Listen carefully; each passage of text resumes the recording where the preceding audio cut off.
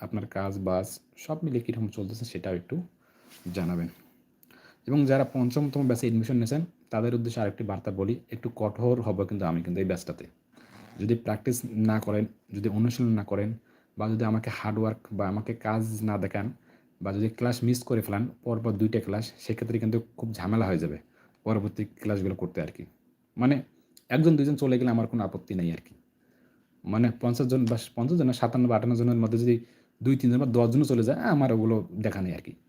১০ জন যাবে ২০ জন আসবে, ২০ জন যাবে ৫০ জন আসবে, ৫০ জন যাবে ১০০ জন আসবে, ১০০ জন যাবে ১,০০০ জন আসবে। এটাই নিয়ম ভাই। আমি আপনার জন্য কেন বসে থাকবো?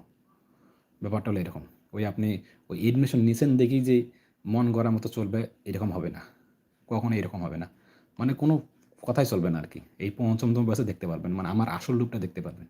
কিন্তু কেউ যদি আমার কথা মতো শুনে যদি কাজ করে আগামী ৩ মাস ৯০ দিন বা ১২০ দিন যদি কেউ কাজ করে, সে বুঝতে পারবে যে না আসলেই মানে কিছুটা তার মুখ থেকেই আপনারা বুঝতে পারবেন। আমি ওগুলো বলতে